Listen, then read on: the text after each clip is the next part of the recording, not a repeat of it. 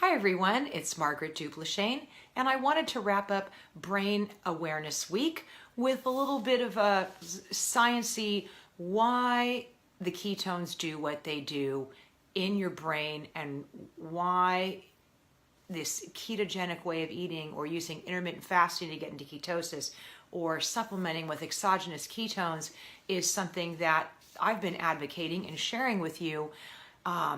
Whether you're having any concern about weight loss or athletic performance, I want you to put all that aside because I think most of us do have that concern that we want to keep our mind sharp and clear and avoid the brain impairment diseases as we age. I know for me that at the end of the day is really truly my motivating factor, because looking a certain way on the outside and having a certain body weight isn't going to do me any good if my brain isn't healthy and sharp. So I want to do a little bit of reading, if you don't mind. I'm going to keep it brief but to the point. It's a little bit technical but well written, and if I was going to try to paraphrase this and put it into my own words, I don't think I was going to do it justice. One of my favorite books for a good resource is The Keto Reset Diet by Mark Sisson. And this book isn't really so much about a diet, it's so much good information about making this switch in your lifestyle and why you would want to do it. And it does have recipes in it too, but it's so much more than a diet book. So if you don't mind, and if you have any interest at all in the effect of ketones on your brain health, bear with me. I'm going to make this as interesting as I can, reading to you. So here goes. First paragraph.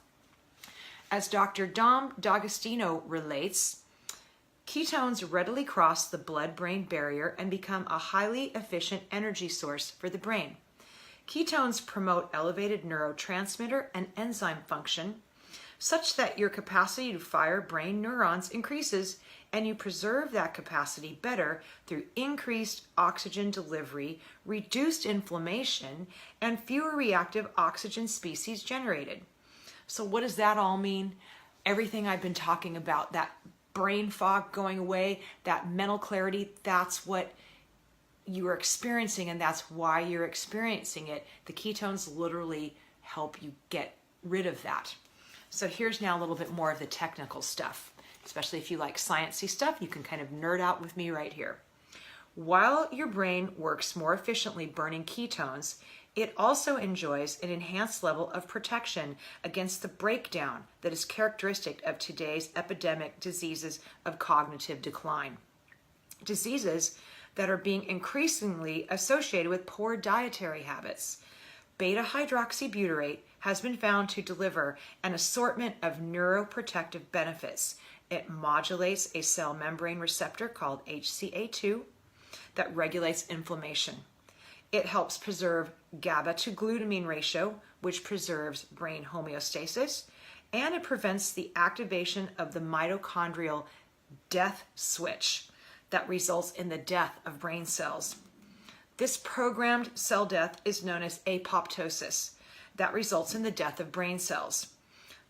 This programmed cell death sometimes can be a good thing, and it could also be undesirable. It can be good when it's snuffing out the dysfunctional, and it can be desirable when it's getting rid of, say, cancerous cells.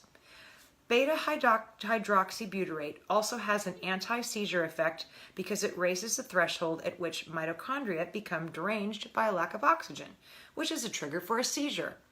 That is why the ketogenic diet has been a marvelously effective metabolic therapy for drug-resistant seizures for nearly a century. So what you need to think about is understand that your brain is used to running on dirty glucose to fuel it. It's most likely all it knows if you're eating a standard American diet. Or even if you were, like I was, eating clean, I ate very clean under the guidance of nutritionists. However, I ate a lot of carbs, tons and tons and tons, way more than my body really needed, and super low fat. So I was never allowing my body to get into the state of being able to create ketones and give my brain that opportunity to run off of ketones rather than dirty glucose. So again, as I was mentioning, earlier, whether or not you're looking at this from an exterior, how you look, the fact that there is something you can do to protect your brain health is huge. The only thing is you have to very purposely go about making this happen. You either need to eat a keto-aligned diet and watch the amount of carbohydrates and be very conscious of how those go in. Do intermittent fasting so that your body gets into a state of ketosis during the fasted state, and it in that time creates ketones on its own. And or drink ketone supplements that are made of beta hydroxybutyrate, which will put the ketones in your body for that anti-inflammatory and brain therapeutic effect. For me personally, I'm a hybrid. I do a combination of all three.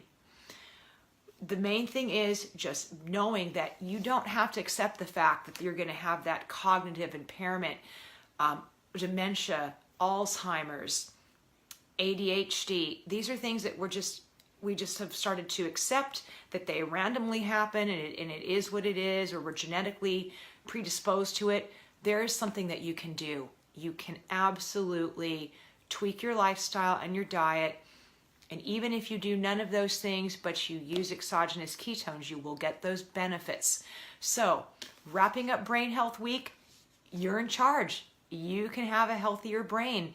And if you would like any more information on the supplements that I use to help my brain health, let me know. I'm here to help you. And again, this book, if you're interested in it, he's a great author. He has another couple books out too. Mark Sisson, The Keto Reset Diet. Tons of good information in here. All right, everybody, have a good one. I'll talk to you soon. Happy Brain Awareness Week.